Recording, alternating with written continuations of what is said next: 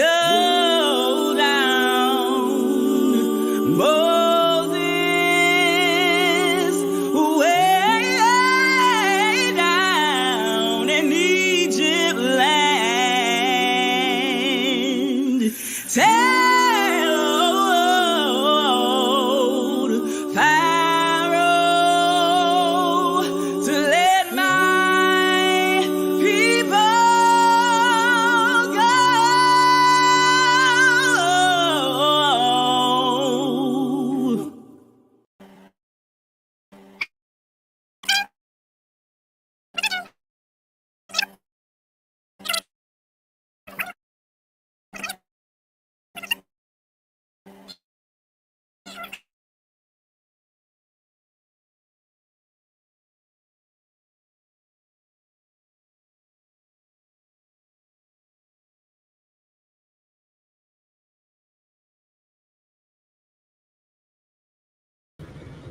All right, I'm back. All right. Yeah, sorry about the little technical difficulty right there. I just wanted to make sure. I see now my little face is lighting up here or whatnot. So I just know at least my audio is coming through pretty good. But hey man, welcome back, man. It's been a while. You back on 40 days, 40 nights. Welcome to the brewery. Good old Shalawamo out there to all my UAB out there, my unaffiliated brews out there that didn't leave the church just to get more indoctrination. It's been a while, man. It's been a while. I know I did the what was the last teaching I did? I did a teaching a couple of weeks ago. Maybe it was like 3 weeks ago. Anyway, I did a teaching a while back on I believe it was the Mosaic Law versus the basically the Pauline doctrine or whatever the case may be. But anyway, if you haven't seen that one yet, man, please make sure you go ahead and check that out. That was a really good um, that was a really good one, man. I just hope that everybody could have the opportunity to check that one out. I think that was a really good show. But I got a good one tonight. This is gonna be the last one in my series. Just basically trying to set the what I like to call is a good foundation of what the Bible is, showing you not just biblically but also historically how all these things fit and come together. So as you either begin, continue, expand whatever spiritual journey that you're on, I'm actually about to kind of, now that I've developed the foundation, I'm going to go into a little bit more, I guess, personally about what I believe in. Um, Before I get to that, I just like everybody to know that before I get to that phase of things, I'm just going to make this announcement early. That is basically going to say that I'm going to start doing a lot more shows, a lot more daily content. It won't be the full length, um, I guess, call them presentations, lessons, however you want to look at it. But I'm going to start doing more content. Um, I'm going to try to do it on a daily basis. That's just going to depend on how things are doing with the business and everything. But I want to bring more content out just because there's a lot of topics that I want to talk to. There's a lot of subject matter I want to address, and my goal and my plan is to do that a lot more frequently. Just had a lot going on, and to be discussing things that I'm discussing, I know I have to be in the right mindset, mind frame to discuss it. So I just want to make sure that I'm bringing y'all the right energy when I do it. And yeah, just expect a lot more content from the channel. Um, I don't know if I'm gonna be doing any debates or anything. I'm gonna say like I'm gonna be like Floyd Mayweather. Once I start bringing out some things that I want to bring out, challengers or whatever the case may be, or if you can be respectful, I don't necessarily mind the debate as long as it's respectful and we can do it in a orderly fashion. But I'm gonna be like Mayweather. I'm not going. I know a lot of channels they get a lot of play, and you got to call people out. You got to basically try to talk about whoever's the hottest person or whoever has the most followers or whoever doctrine basically has the most attention. Right? That's what you got to do to get that. That's been what's going on with a lot of the urban apologetics movement, the Christian apologetics movement, um, Hebrew Israelite movement. Pretty much, if you can find somebody that's pretty popular, if you just try to basically go after them or go after their spot, then that's pretty much the way to do it. I'm not trying to do that, because I think that it's unnecessary. I think that it's I don't know. I just don't know how much longer we're gonna continue to tear each other down because the the bottom line is, what we're talking about, it doesn't have to be something that's so adversarial, because we should all be trying to seek the truth. And if you're trying to seek the truth, then as long as someone is bringing the truth, that should be the only thing that matters. It shouldn't matter um, what your personal beliefs are, to a certain extent. And what I mean by that is, if somebody is telling you the truth, then, I mean, I'm not going to even say technically, but your beliefs shouldn't override the truth. And if they do, then I just see that as being problematic to begin with. But enough for the intro. Like I said, it's been a while since I actually been on here to talk, so I might be a little long-winded tonight. I'm not going to be long-winded because I got a lot of content to get to. I'm going to just basically lay out an outline for a lot of personal study, because I'm not going to go in depth into a lot of some of these topics that I'm going to talk about. I'm just going to bring them up only for the purpose of you having something so you can come back later, come back to the show if you want to, and you can actually go research some more of these things on your own. I'm just, once again, trying to lay a basic foundation. So let's get started. All right. So I said the entire world is filled with receipts, right? And what I mean by receipts is, basically, if you look at everything in our world today, everything on earth is basically a receipt of something. And what I mean by receipts, we can start off by even talking about lineage. Some people believe that lineage is not important. And I haven't really got too deep into lineages yet. But if you ask anybody who has a child, try telling someone who has children that lineage isn't important. It doesn't matter that you're my son. It doesn't matter that you're my daughter. Only thing that matters is whatever people want to fill in the blank. But especially from a biblical perspective, you have to understand how important lineage is. And I'm going to get more deeper into lineage later on, not right now. But you have to understand that from the inception, from Adam, the listing of lineages, the importance lineages, hold. You even got to look at what happened in Israel later on when you have the northern kingdom and the southern kingdom. That was all based on lineage. Who has a right to the throne? When you look into the New Testament and you go through the lineage, the first part in Matthew is what? The lineage that gets you to Christ. So there's so many lineages that are talked about. But when I say the world is filled with receipts, anything that you care to know about or anything you would like to find out. So that's why I say, do you care enough to do the necessary work / research to understand the source? And what I mean by that is, like, I'm on the road a lot. So as I'm driving, I'll see a town called, like, who knows? I think there's a place in Georgia called like Watsakuchi or something like that, Georgia, right? And I'm sitting there thinking to myself, well, what is that named after, right?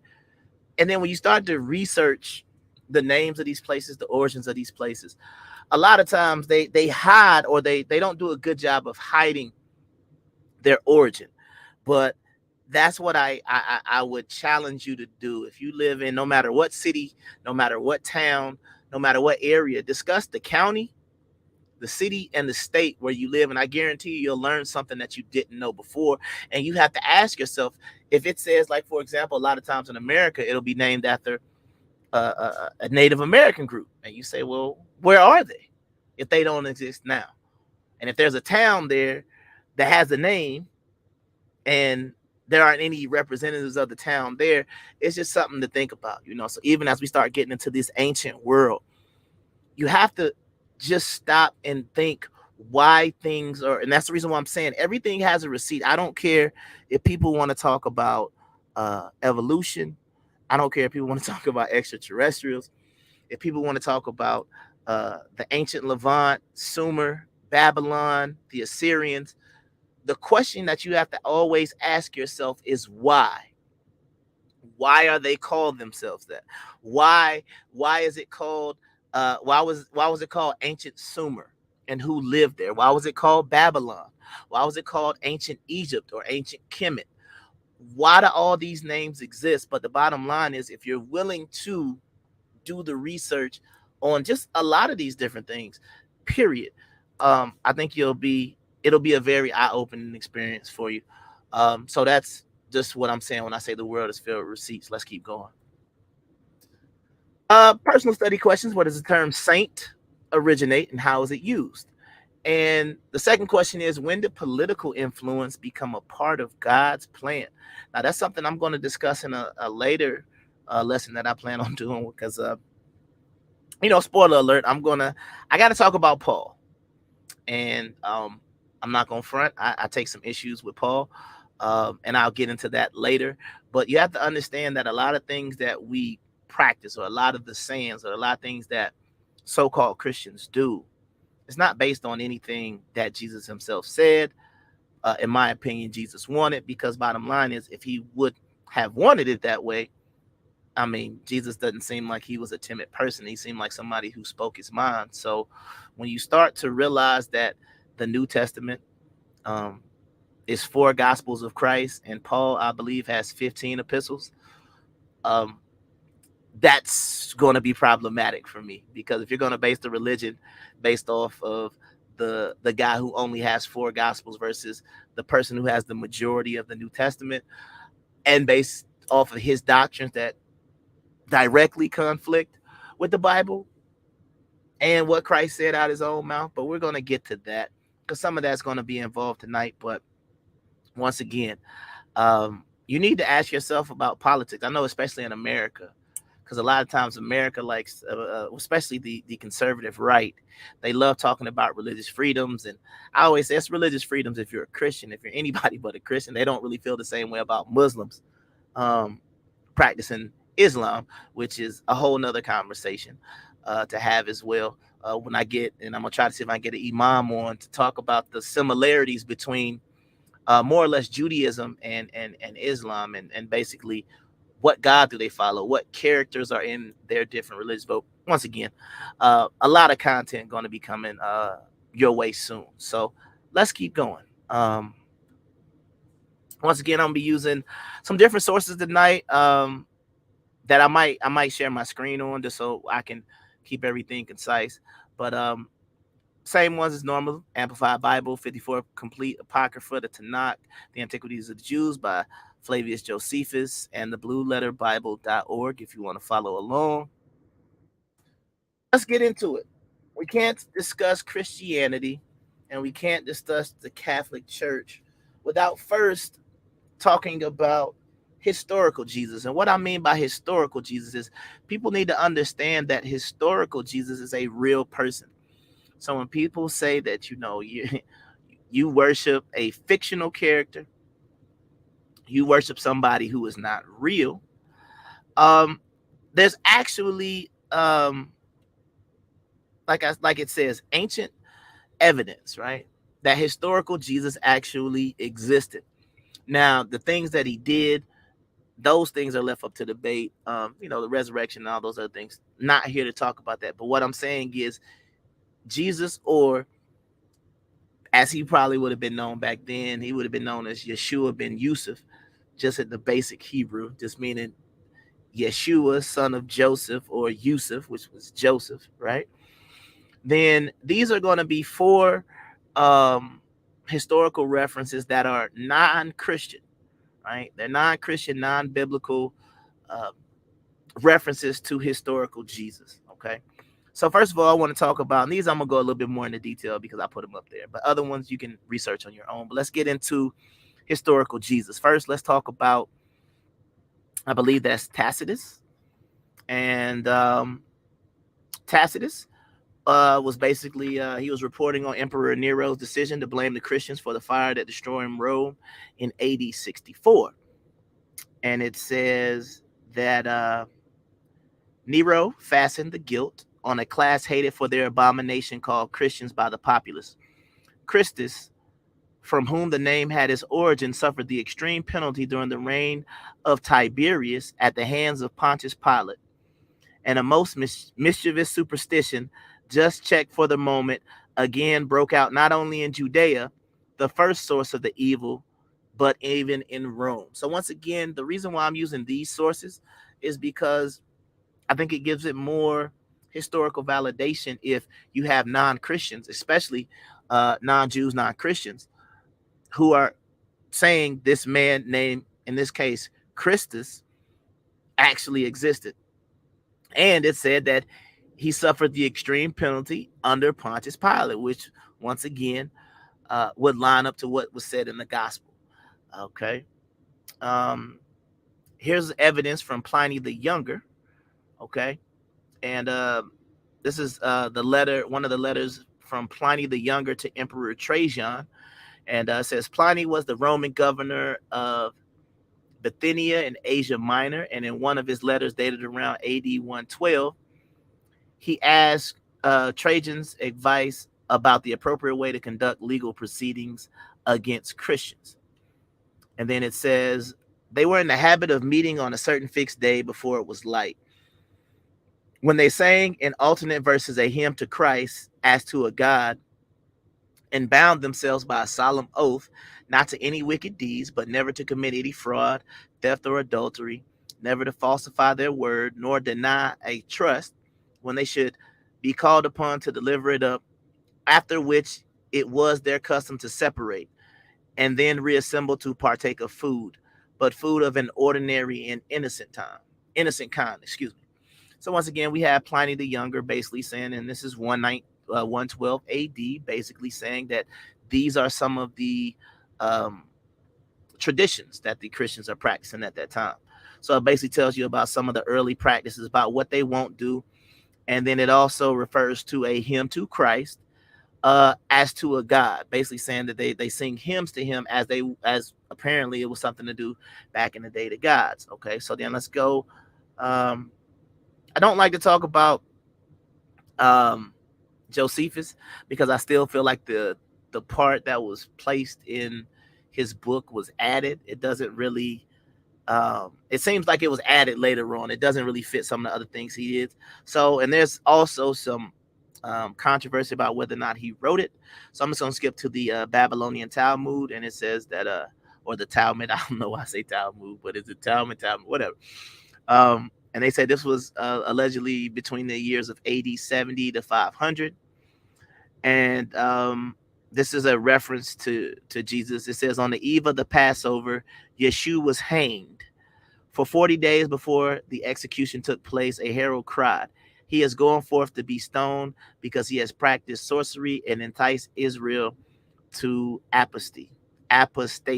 Okay. So once again, the name Yeshua would be Yeshua, but this is the Babylonian Talmud, so it could be a different translation. But this is one of those things saying that he was hanged. And then, we say he was nailed and hung from a cross. So this really depends on different things. I know if you go into different books in the New Testament, it does use that term. He hung from a tree. So just something to keep in mind. And the last one is going to be Lucian of Samosata. And it was basically, it says he was a 2nd century Greek satirist. And in one of his works, he wrote of early Christians. He said, the Christians worship a man to this day, the distinguished personage who introduced their novel rites and was crucified on that account. It was impressed on them by their original lawgiver that they are all brothers from the moment that they are converted and deny the gods of Greece and worship the crucified sage and live after his laws. So once again, these are just different accounts from people who obviously aren't Christian or obviously wouldn't have had any sort of motivation, I guess, to make this up. So Lucian, like I said, he was a 2nd century satirist, or what is it, satirist, or however you say it. But he basically was just basically talking about what Christians were doing. So this is around, 2nd century means in the 100s or whatnot. So that is historical Jesus. And then, of course, his historical records in the Bible are found in the Gospels in Matthew, Mark, Luke, and John. All right, so in the beginning, the early Catholic Church was allegedly formed by St. Peter. All right, Matthew 16, verse 18 is a scriptural justification for the creation of the church. And let me just go ahead and just read that real quick.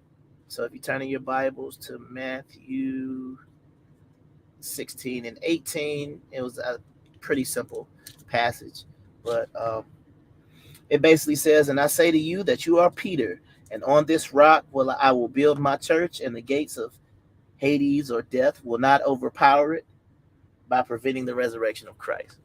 All right, so he basically calls Peter the rock that he will build his church If you get into the Blue Letter Bible where it says church, it also says he will be the rock where he will build his congregation. So however you want to look at that. And the Roman Catholic Church is the largest denomination of the Christian church. Okay. All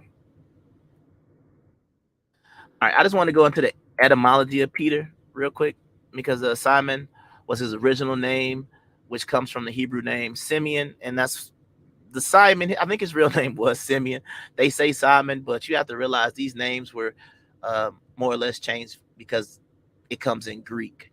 So I believe Simeon, Simon, Judah, Judas, a lot of these names that we are familiar with, if you go to the original meaning, they come from probably more or less like not necessarily the 12 tribes, but just Hebrew names that are found throughout the Bible. Even Jesus or Yeshua is a very common name that was found within the Bible, but uh, for obvious reasons, and I'm gonna get to that a little later. Um, we only have one Jesus, but there are multiple people in the Bible with other names that repeat. Um, so I'll get to that in a second, because we'll also see that throughout, like especially in the Arab world, we'll see the name Musa used a lot, and that's just Arabic for Moses. Okay, so you see Musa, like a lot of people like talk about Mansa Musa being the richest man that ever lived, and if you know what Mansa is Mandinka for king, and Musa is Moses. So he was King Moses. Okay, so that's basically like a lot of times you see people named Musa, they're basically naming somebody after Moses. But I basically just put this up here. I thought it was funny that in Hebrew, Simeon actually sounds like what Michael Jackson used to say, Shimon. But I guess that's the way you would really say it. But let's get back to it. Peter basically comes from the Greek word Petra, which means stone or rock. And then I just did like what it is in other one. Peter in Latin is Petrus. French is Pierre, and Spanish is Pedro. And so I speak Spanish. A rock is a piedra. So when he changed his name, he basically was changing his name to basically say that he was going to be the rock or the foundation from which he would build his church, literally. So when he changed his name to Peter, that Greek word basically means rock. And when I'm going to get into something, that's the reason why. If you look at how the church was formed, it wasn't formed based on the teachings of Peter. It was formed on the teachings of Paul. And remember, Jesus never mentioned Paul, but I will get into that at a later date. Saint Peter. All right, it says Simon named Peter is considered the first disciple because he is listed first in Matthew 10 verses 2. And then just basically kind of repeating some things. Peter comes from the Greek word for stone or rock, and that's going to be found in the Strong's G4610. And I believe the Russian Pietro, like the dude from X-Men, I think, whatever the fast dude's name was, Pietro, right? Pietro Maximov, son of Magneto. I believe that's also Russian or one of the Slavic tongues for Peter as well. So when you see people named Pietro, I believe that's Peter as well. And then they also say Peter is considered the first pope of the Catholic Church. All right, so just real quickly, I just want to get into these three concepts: the Virgin Mary, the Black Madonna, and the Immaculate Heart. Okay, so these are three concepts, especially like in the Catholic Church that exist. The Virgin Mary being one of the major ones because she was deified, meaning that she is literally a god who people pray to in the Catholic Church, and they ask for help, whatever the case may be. But in the Catholic Church, Mary is a deity. She is, I believe she's in heaven somewhere, and allegedly she's in heaven, and she's still a virgin in heaven, even though the Bible clearly says that Jesus had brothers. So Jesus had brothers, and it says in Matthew that they didn't consummate the marriage until after Jesus was born. So, but while I'm already in Matthew, I'll just go ahead and get that little part out right real quick. So, I believe it's let's go to Matthew.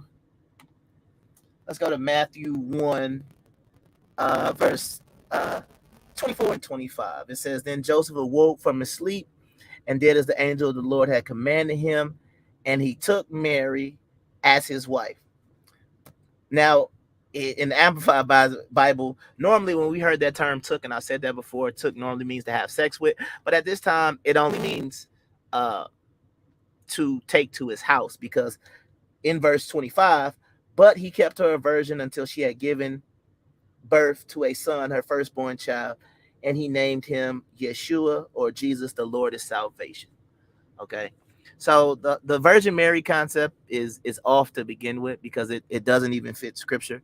But Mary has become a deity. Mary has become, there's a lot of statues, and what was the name of that movie? Basically where they have the stigmatas, right? They'll say like the Virgin Mary is crying tears of blood, or they have these different types of people. Do you see the image of Mary on, like, I don't know, it's been so many different types of stigmatas or whatever the case may be. And that's basically just means, like, I believe a stigmata is shoot, ain't no point in guessing. That's what Google is for. So let's just see, what is a stigmata. Um, what's the name of them? Okay, yeah. Stigmata in Catholicism are bodily wounds, scars, and pains which appear in location corresponding to the crucifixion wounds of Jesus Christ. Okay, so that's what it is. So maybe that movie is called Stigmata, but maybe that's not what it's called. So I retract that. But basically, when some of these statues and different things do different things, or people say they see the Virgin Mary on a Dorito and some peanut butter,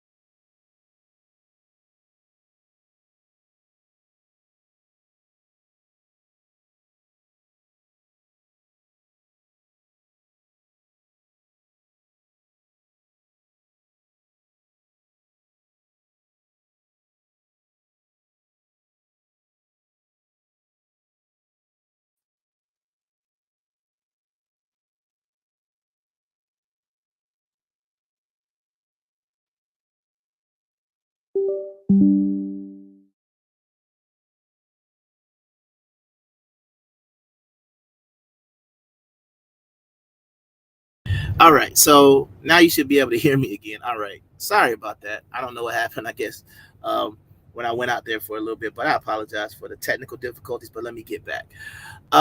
So yeah, just basically talking about the Black Madonna and things like that. So let me just keep going. The Great Persecution. All right, there's no evidence of early Christians being fed to lions in the Colosseum. Allegedly, this lasted from around the year 302 to 312. Uh, The Convental Act of 1664 punished any person over 16 years of age for attending a religious meeting not conducted according to the Book of Common Prayer. Okay, this is a picture allegedly from the Colosseum. It's not really a picture, but when they go back and a lot of these paintings and things are done like thousands of years later to try to depict something. One thing you might not have known is that the Jews actually built the Colosseum. You can Google that if you get a second. And yeah, actually, up at this point, well, I'm gonna get to a Google break in a second, but some of these next things are gonna kind of go by quick.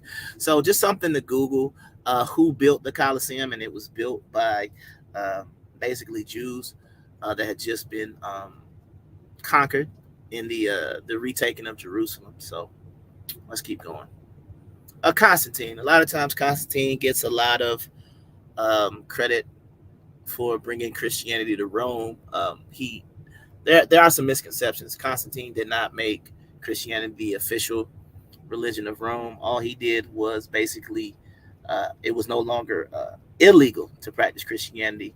And the one thing I want a lot of people to see is if you look in the middle, that is the symbol that Constantine claims that he saw in the sky when he saw the vision allegedly of Christ, or whatever vision he allegedly saw that made him kind of lean towards Christianity, because we don't necessarily know if he was converted. Allegedly, he converted to the Arian form of Christianity, which I'll get to in a little bit. But if you look at that symbol that he saw, that is the X cross, right? So the cross in the Christian church is the more or less the lowercase t cross, but the symbol that Constantine saw in the vision is more or less of that X cross. But I'll get into that. Like I said, I'm not really trying to have a long discussion on Constantine because experts are starting to say now that they don't believe he ever converted or he was a Christian, because if you look at the Arch of Constantine, there are no uh, Christian symbols there. They still say that he could have been a follower of Mithras and some other things like that. But once again, if you thought Constantine made Christianity the official religion of Rome, he did not. He just basically made it. He basically just made it tolerable, where they wouldn't necessarily have to worry about that. Let me just see. I believe it was Theodosius or something. Let's see. Let's just Google it, because once again, who made Christianity the official religion of the Rome? It was the guy after Constantine. Yeah, Theodosius. He issued the Edict of Thessalonica, which made Christianity, specifically Nicene Christianity, the official religion of the Roman Empire. So at that point, dealing with Theodosius, not Constantine, he was the one who made Christianity the official religion. So some people get that either mixed up or confused. All right, so this is what I was going to talk about. This is the Edict of Milan, or the Edict of Thessalonica, and this was made. The first one was the Edict of Milan. The Edict of Milan was the one that Christians were now allowed to. Oh, somebody checking in. Oh, shout out to Sis checking in. Appreciate you. Hopefully you can hear me. If you can't hear me, just let me know, because my mic has been acting up a little bit tonight. But hopefully you can hear me out there. Yeah. So the Edict of Milan was the one that allowed Christianity to be tolerated. You were no longer allegedly, you had, it's kind of sort of like we have allegedly in America, that you have religious protections under the law. So that's what the Edict of Milan was. And the Edict of Thessalonica was the one that made Nicene Christianity the official state religion, or the state church. That was by Theodosius the First. All right. So now let's get into the Council of Nicaea and the ecumenical councils. All right, there were at least 7 councils held, and a lot of people get this confused or they get it wrong. Either way, it doesn't matter, because the bottom line is you have to understand what was the purpose of the councils. I'm not going to go into each one because once again, you can do some research if you care to know. But some of the discussions that were held at these councils were topics like the biblical canon. Now, when people get it confused, is they say like the books were created at the Council of Nicaea, and that's not true. Okay, they did have discussions about biblical canon. They also had discussions about the divinity of Christ. All right, and that's what a lot of these different discussions have caused many splits within the church. But these councils were designed to basically establish the doctrine for Christianity, because Catholicism, or the Catholic Church, is basically just the universal church of the world. If you Google or if you look up what Catholicism or Catholos means, it means universal. So when you call it the Catholic Church, you're basically talking about a universal church where the entire world could basically worship. That was the point.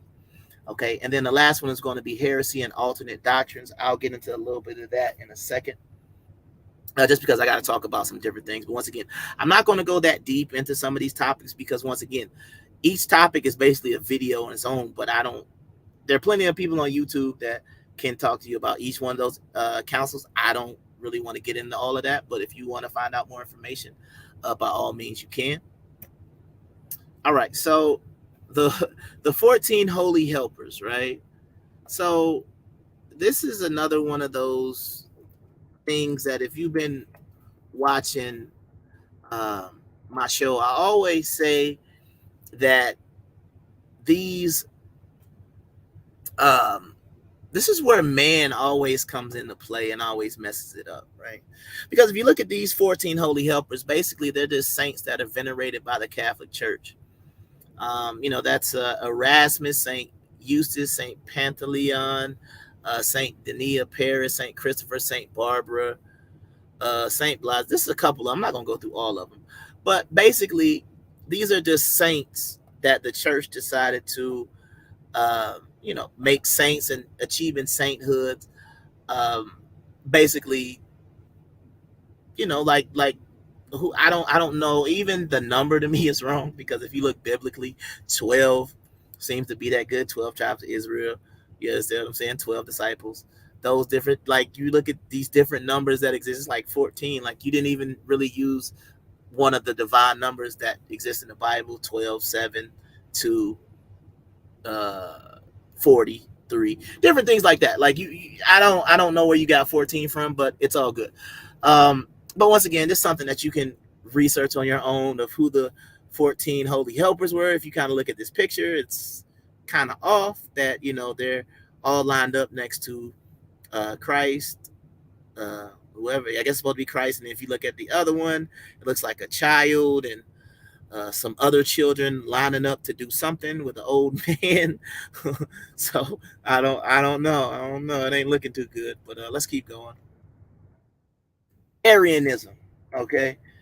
Arianism, when I first thought about the term Arianism, I was thinking back to what was that movie? Something History X with what's the guy's name? He's a good actor. He played the Hulk in the not so terrible version of the Hulk. Edward Norton. American History X. That's what I thought. Like, I mean, that's what people talk about, like the Aryan race, but that's a different type of Aryan, or an Aryan brotherhood and things like that. But as far as Catholicism in the early church go, Arian was someone who basically started somewhat of a split, and he basically got called a heretic because he opposed the council in that the Godhead was three distinct persons. Okay, the Godhead, or the Trinity, that would be God the Father, God the Son, and God the Holy Spirit, right? So what he was saying is the Godhead was not a Trinity. He was saying that they are three distinct spirits, beings, people, however you want to look at it, right? They were three distinct entities. Okay, good. Thank you. Okay, good. The sound is fine. All right, cool. So there were three distinct entities, and for that he was labeled a heretic. And to practice Arianism, basically could have got you killed after that point, because I find it not even ironic. Well, it is kind of ironic that the Christian church, or the early Christians, they yelled and screamed about being persecuted during the early parts of the Roman Empire, but after Christianity was named the official religion, all they probably did for the next, we could probably even say till the day, for the next almost 2,000 years, right? Or let's just say not 2,000, let's say the next 1,700 years, all they did was persecute people who were non-Christians. That's where your crusades will come in. That's when they fought the infidels, who were the Muslims, right? So, and I got some alternate theories about why the Crusades were actually fought, but we'll get into that at a later date. Once again, I got tons of topics that I'm going to be discussing. Like I said, on more of a daily basis. It's not going to be like this. Is like we're at 41 minutes now, but this is, like I said, the last series before I really start getting into. Now I'm going to get into how I believe, and I am going to get out of basic mode, and I'm going to actually start to uh, discuss some different things. But as you can see, because this is almost like it's the history of the church. It's the history of just being a believer to question what it is you believe. Doesn't mean I'm gonna try to start some sort of sect or whatever on the side. No, it just means that there have been people who have raised questions because man has come in and allowed these questions to even be brought up on the table. But that's what Arianism is. Arianism was basically one of the uh, the belief that there are three distinct persons within the Godhead. All right, so the Great Schism. All right, so the church split between the Catholic Church and the Eastern Orthodox Church in 1054. Now, they split off of a couple of reasons, and I can tell you what those reasons were real quick because I'm not going to go deep into it. But the one thing that the Eastern Orthodox Church does use is they do use some of the apocryphal writings that, and especially the Ethiopian Church, because they're a part of the Eastern, because you have the Eastern Orthodox Church, I believe the Ethiopian Church, and then the Oriental Orthodox Church, which is not, if you, in my mind, when I thought of Oriental, it doesn't mean like Asian. It just meant like different. It's kind of difficult to explain, but it doesn't mean Asian like I thought it did. But the reason why the Great Schism happened was basically there were, let's just say, there were some differences that they have, but just some prominent ones was the procession of the Holy Spirit, whether or not they should use leavened or unleavened bread in the Eucharist. The Pope's claim to universal jurisdiction, basically saying that he has the power over the entire church. And the CSEE, not SEA, of Constantinople in relation to the Pentarchy, right? And that's just basically saying what was Constantinople's role going to be in the Pentarchy, because you had what they call the five major sees, which was Rome, Constantinople, Alexandria, Antioch, and Jerusalem. I find it odd that I think Jerusalem and Antioch are the only ones that exist in like the area of the Levant. But yeah, we can, once again, we can address that later on too. But for right now, it's just something just to think about. All right, so the Papal Bull of 1452. This gave Portugal the right to enslave anyone below Europe and especially North Africa, basically saying that people, basically North Africa, because he thought by writing this papal bull that allegedly it was going to lead to another crusade, because at this time you had another Muslim empire that was still occupying a lot of North Africa and what we call the Middle East now. So he thought that, if he wrote this, and people thought that, they could basically enslave people below. And if you think about the date, 1452, you can understand what happened 40 years later with Christopher Columbus. And then we start talking about the transatlantic slave trade and some other things. But I want you to understand, or just have in the back of your mind, the role that Portugal played. And then that's when we would get in things like the Spanish Inquisition and things like that. But we will get into that at a later date, because that's a whole nother topic as well. All right, so Henry VIII and the Anglican Church. All right, so you got to remember the Anglican Church, which is where a lot of people, especially in America, I'm not sure if there's a difference between the Anglican and Protestant, but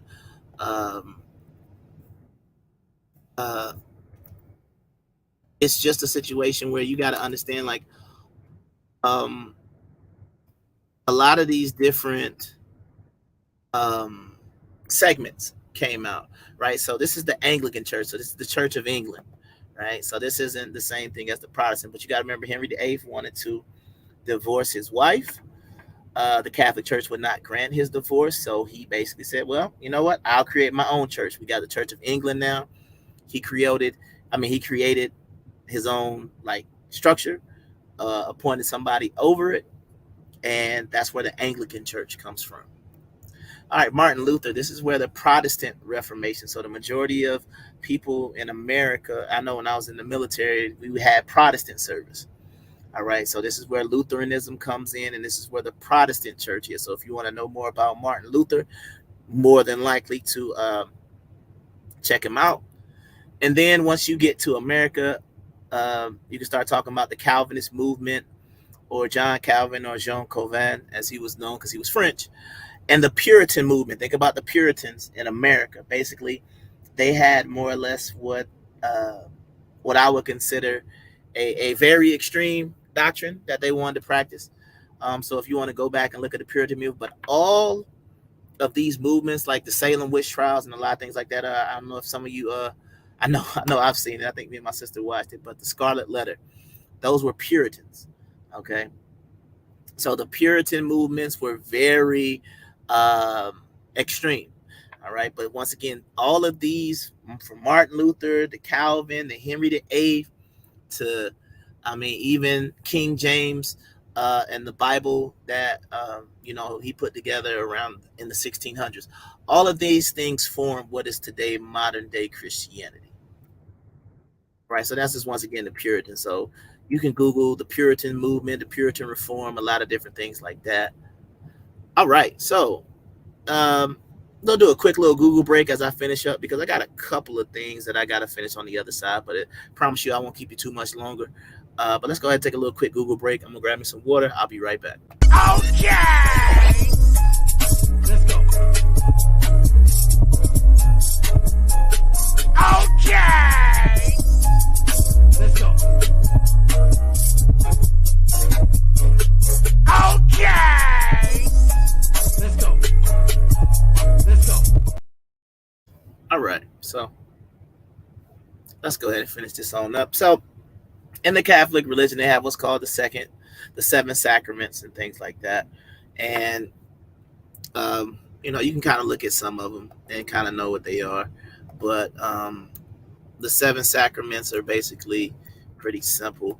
One of the basic ones you should be able to see is that you should know should be baptism.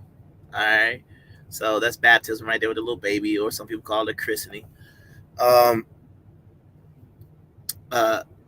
You have marriage, right? Or matrimony is another one. So that's the two people getting married, obviously. Okay. You also have the Eucharist, and the Eucharist is one of those things where I know how, I guess, Christians kind of took the Eucharist out a little bit, like about what does the Eucharist, like the Eucharist is a little different than, I know people say like they're taking communion, right? Like it's completely, it's not, it is completely different.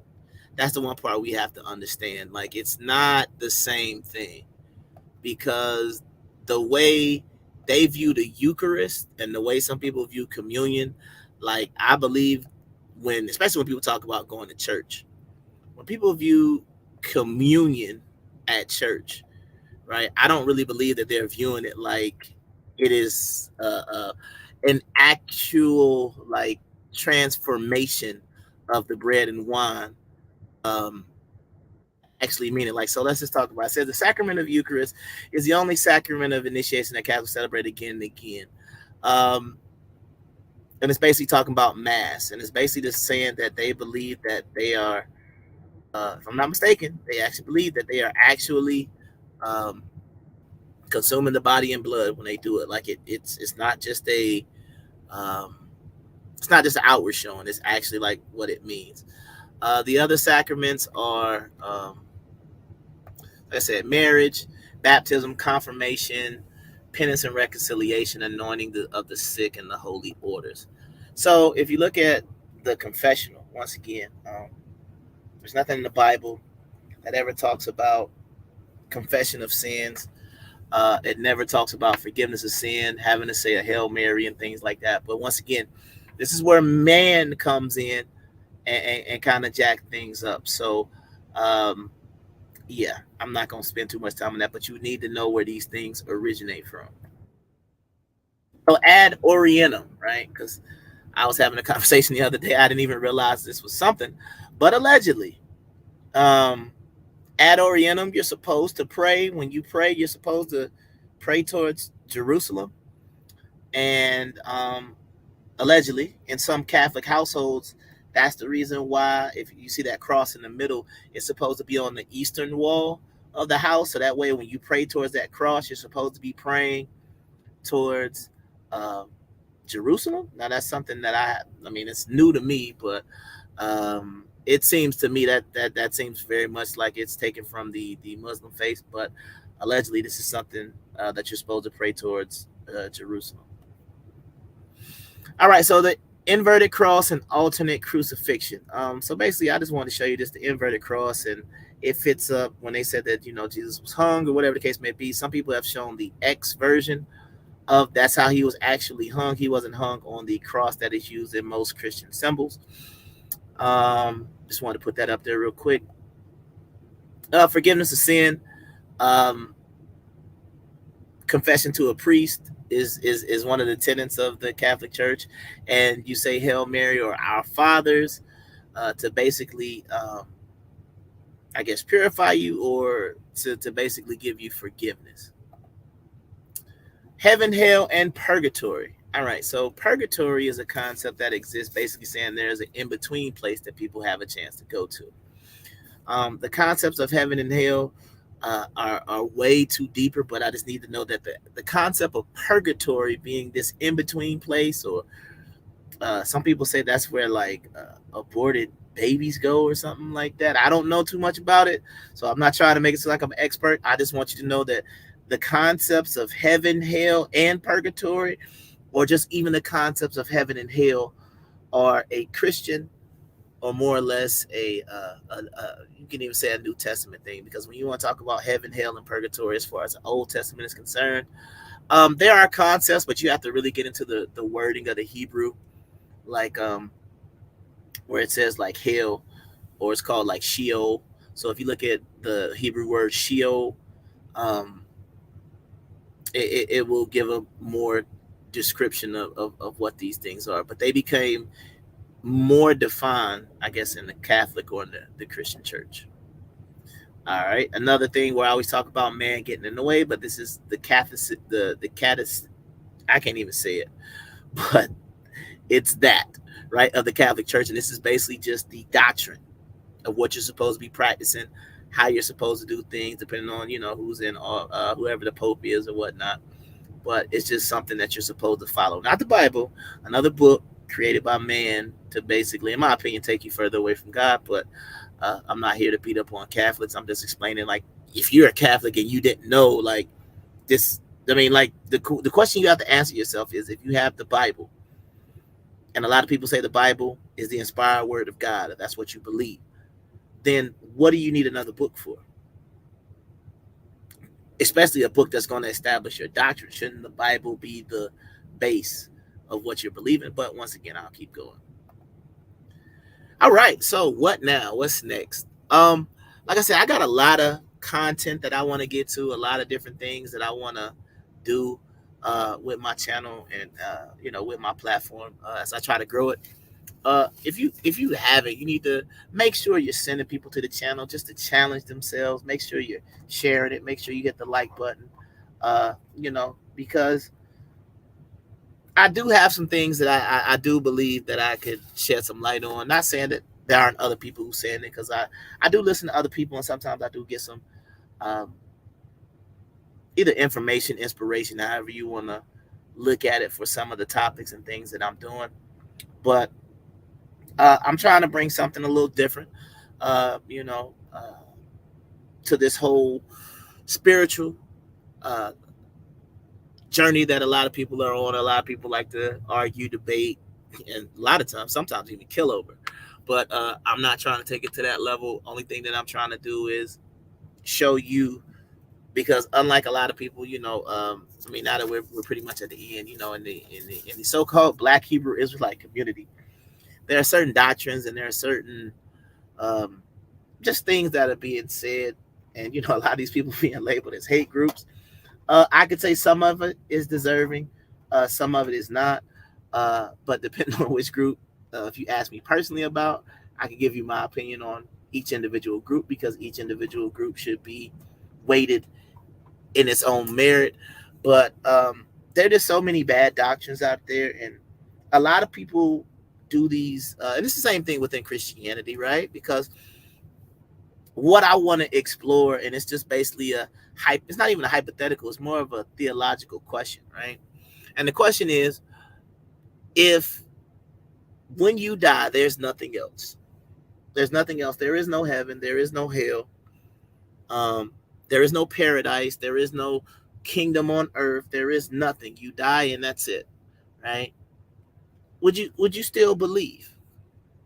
You know what I mean? Like, what is when you think about why you say you're a Christian, or why you say you're a believer, or why you believe anything that you believe? I think at the fundamental question that we have to always ask ourselves is why? Why do you believe anything? Because in my opinion, if you're believing it because you don't want to go to hell, is that a good enough reason? Do you believe that's a reason that God would be pleased with? Oh, I serve you only because I don't want to go to a place of eternal damnation. However, if there is no eternal damnation, then I mean, I probably still would, but you see what I'm saying? Like, you gotta really start to analyze and think about why we do some of the things. So I'm gonna start to explore that. Make sure you got the notifications turned on. Sometimes I'll be live. I'll be back on camera soon. It's just hard to move a lot of stuff around, and if I'm gonna plan on doing as many kind of shorter lessons or things as I plan on doing, just putting the green screen up and doing all that, it's just a lot to move around just to do 10 minutes and then be right back off. So sometimes I'm just going to be uploading just some short videos on certain lessons that I'm going to kind of go back. Some of y'all who remember the original podcast I used to do a lot of that stuff, but I'm going to start doing a lot of that stuff as well, but it's just going to be more or less in this genre now. Once again, I appreciate everybody who's tuned in, everybody who listens, everybody who shares the show, everybody who listens to the show. I do appreciate it, because I am doing this for myself, because it is a spiritual journey that I've been on, and a spiritual journey that I've been dealing with for pretty much all of my life. But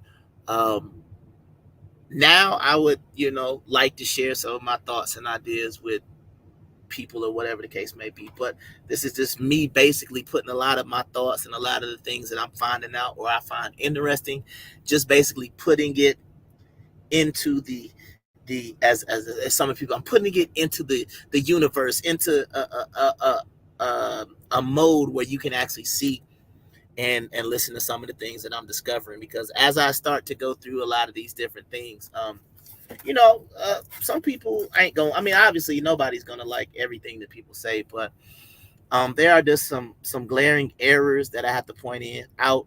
I'm gonna do some lessons about prophecies, some that I believe have been fulfilled. I'm actually going to make a case that all prophecies have been fulfilled, biblically speaking. I'm going to talk about, I'm going to do a lesson about Paul, and whether or not Paul is a blasphemer or a heretic. Because if you look at a lot of the things that Paul said, they directly conflict with what Jesus said. And just one thing that I find very ironic about Paul.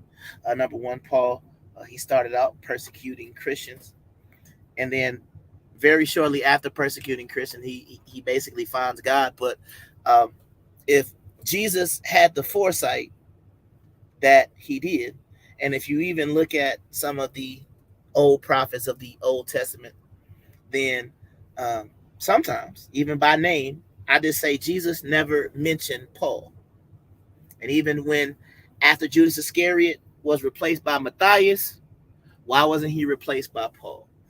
And I'm not going to front, I have some big issues with Paul, but I will get into that in a later lesson, because I'm going to have to dedicate a lot of time because it's some things that, like I said, they just don't line up. So you're going to have to decide whether you're going to follow Christ, the Messiah, Yeshua, whatever you want to call him, right? Or if you're going to follow Paul, because honestly, their two doctrines are in conflict. And if you can't see the conflict, then you really need to make sure you tune into that show. Because honestly, the modern Christian church follows Paul way more than Jesus. And it's obvious, right? Because if you follow Jesus and you called yourself a Christian, then women, you would still be covering your head and doing some of those things, right? Christians, you wouldn't be eating pork, because you have to ask yourself, would Jesus eat pork, right? Would Jesus eat shrimp? It's a lot of things that do it. And if you listen to how Paul does it, he's literally trying to get his message across to the Gentile.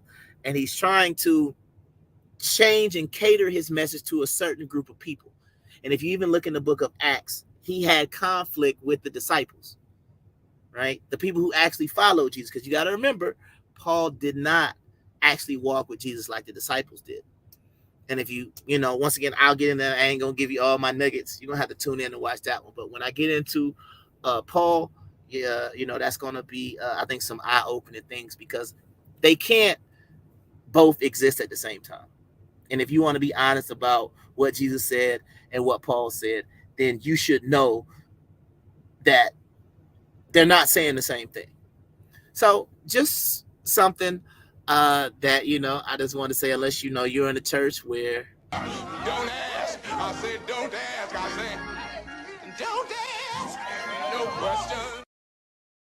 So, you know, with me, you can always ask questions. But at the same time, I think you need to question these things, because they just don't fit. And we have to just stop saying, well, I'm just going to believe just for the sake of believing. That's not even what Jesus said. But I'll get into that. But once again, I want to thank everybody for tuning in. And until next time, man, I've been the Kung Fu Hebrew, Saul G. Everybody be blessed.